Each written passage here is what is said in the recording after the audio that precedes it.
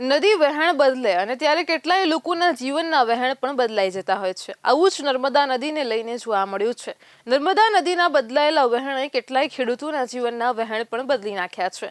એક સમય હતો જ્યારે નર્મદા નદી અંકલેશ્વર શહેરને અડીને વહેતી હતી અને તેના પછી તેણે વહેણ બદલતા તે સરગીને ભરૂચ પાસે જતી રહી હતી। હવે તેણે ફરી પાછું વહેણ બદલવાનું શરૂ કર્યું છે અને તે ફરી પાછી અંકલેશ્વર તરફ પરત ફરી રહી છે। નદીના આ બદલાયેલા વહેણે ખેડૂતોના જીવનમાં અનેક ઉથલપાથલ સર્જી છે। 1992થી અંકલેશ્વરના નર્મદા કિનારે સતત ધોવાણના લીધે લગભગ 400 ખેડૂતોની લગભગ 2300 એકર જમીન ડૂબમાં જતી રહી હતી અને તેઓ પાયમાલ થઈ ગયા હતા। સરકારે ભાડભૂત બેરેજ બનાવવાનું કામ તો કર્યું, પણ તેના કારણે નર્મદાનું વહેણ બદલાતા સંરક્ષણ દિવાલ ન બનાવતા ખેડૂતોની સ્થિતિ વણસી ગઈ છે। આશ્ચર્યની વાત તો એ છે કે ખેડૂતોએ સંરક્ષણ દિવાલ બનાવવા માટે સરકારને તેમની જમીન વિનામૂલ્યે આપી દીધી હોવા છતાં પણ સરકારે પ્રોટેક્શન દિવાલ બનાવી ન હતી। આજે સરકારની આ નિષ્કાળજી એ ખેડૂતોને કનડી રહી છે। જો સરકારે સમયસર સંરક્ષણ દિવાલ બનાવી હોત તો ખેડૂતોને નર્મદાના બદલાતા વહેણ સામે રક્ષણ મળ્યું હોત અને તેમની મહામૂલ્ય એવી 2300 એકર જમીન ડૂબમાં ગઈ ન હોત। ત્યાં જમીન પર લાખો રૂપિયાના પાક પણ લઈ શક્યા હોત। અહીં દુઃખની વાત એ છે કે આ રીતે ડૂબમાં જતી જમીનને લઈને વીમા કંપનીઓ પણ રૂપિયા ચૂકવતી નથી। ટૂંકમાં ખેડૂતે બધી બાજુઓથી રોવાનો વારો આવે તેવી સ્થિતિ છે। સંરક્ષણ દિવાલને લઈને ખેડૂત આંદોલને વેગ પકડતા 2012માં સરકાર આ દિશામાં કામગીરી શરૂ કરી હતી અને કોન્ટ્રાક્ટર પણ નિમ્યો હતો, પણ કોન્ટ્રાક્ટર સાથે વિવાદ થતા કામગીરી અટકી ગઈ હતી અને પછી ક્યારેય શરૂ જ થઈ ન હતી। તેના પછી અટકેલું સંરક્ષણ દિવાલનું કામ આજે પણ પૂરું થયું નથી। બીજી બાજુ 2017માં ભાડભૂત યોજનાનો શિલાન્યાસ થયો અને તેના કારણે ખેડૂતોને પડતા પર પાટું પડ્યું હોય તેવી સ્થિતિ સર્જાઈ। કારણ કે આના કારણે નર્મદા નદીએ ફરીથી વહેણ બદલ્યું અને તેના કારણે ખેડૂતોની જમીન ડૂબમાં ગઈ।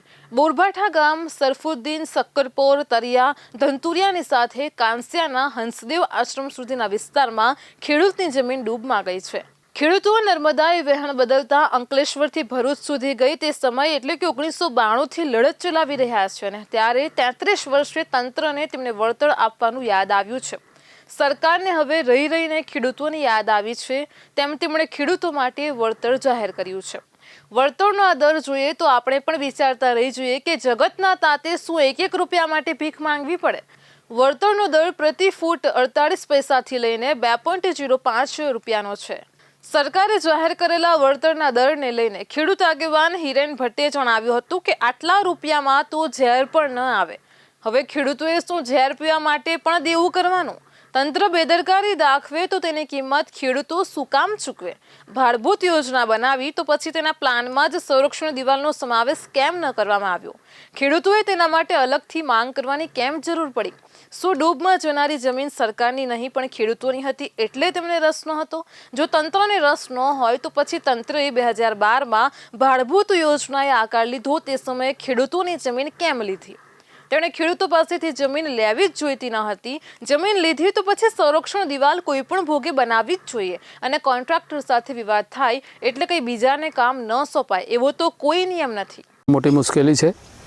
તળિયા છે, ધંતુરિયા છે, સક્કરપોર છે, સરફુદ્દીન, બોરભાઠા ગામ અને બોરભાઠા બેટ, એ ગામોને સરકારે આજે 2013 પછી જે રેલ આવી છે મોટી, એમ તો ખરેખર 1971, 68 અને આ 1994 એના જે મોટા મોટા પૂર આવ્યા છે ત્યાર પછીની ઘણી જમીન ધોવાણ થઈ છે। કેમ કે સરકારે જે આ ભરપૂર બેરેજનો પારો અત્યારે બનાવવામાં આવી રહ્યો છે, જમીન સંપાદન કરી છે, એમાં ખરેખર ખેડૂતોને જમીનનું વળતર 1 સ્ક્વેર મીટરનું પાણીના 5 રૂપિયા અને 20 પૈસા અને જે પારાની જમીન છે એના 36 રૂપિયા ધંતુરિયાના। તો હવે એવું વળતર તો કંઈ કહેવાય જ નહીં। કેમ કે સરકારે જ્યારે એમને આ જમીન નિમ થઈ અને સંપાદન અધિકારી, મહેસૂલ કલેક્ટર, આ 3 કલેક્ટરો આવ્યા છે, એમને મંડપો જોયા છે, સરગવા જોયા છે, જમરૂકી જોઈ છે, એ ખરેખર જાતે જોઈને ફોટાઓ પાડી ગયા છે। પણ શું માંગ છે અમારી? તો આજે સુરત, નવસારી અને વલસાડ આ 3 જિલ્લાની જમીનનો જે જંત્રી હતી તે 29 છે, 23 રૂપિયા છે। તો અમને પણ એ રીતે વળતર મળવું જોઈએ સારામાં સારું। નહીં તો આ બધા નાના ખેડૂત છે એટલે જમીન અમે આપવાના નથી આ ભાવની। સરકારે કોઈ સાચો નિર્ણય લીધો નથી. આ ધોવાણ અંગે ખેડૂત આગેવાન હિરેન ભટ્ટે જણાવ્યું હતું કે નર્મદા નદીના ઉપરવાસમાં સરદાર સરોવર નર્મદા ડેમ બનતા નદીમાં આવતું પાણી તબક્કાવાર ધોરણે ઓછું થઈ ગયું છે અને તેના લીધે ભરૂચ નજીક કાંપ વધ્યું અને નદીનું વહેણ બદલાઈને અંકલેશ્વરના કાંઠા તરફ આગળ વધ્યું અને આના લીધે હવે આ ગામોમાં જમીનના ધોવાણે વેગ પકડ્યો છે.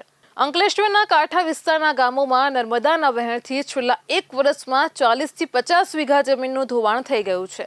આ જમીન પર ખેડૂતો લાખો રૂપિયાનો પાક લેતા હતા અને તેમને જંગી નુકસાન પણ થયું છે. હવે સરકાર આ ખેડૂતોને જે વળતર ચૂકવવા જઈ રહી છે તે ખેડૂતોને થતી આવકની તુલનાએ સૌ સુલ્લક કહી શકાય તેવું છે. આ તો 1968-70ની અંદર જ્યારે રેલ આવી ને અટીપુર તે વખતે અમારે તરસાડી, ટીથોડા, ટળિયા, ધંતુરિયા, માટેર, બધા સજોડ એવા ઘણા અનેક ગામો અમારા નદીમાં ગરકાવ ખોદાઈ ગયેલા ને ત્યાર પછી અમારું ગામ મારી ગણતરી મુજબ 3 થી 4 ગામ અત્યારે નવા ધંતુરિયા અમે શિફ્ટ થયેલા છે.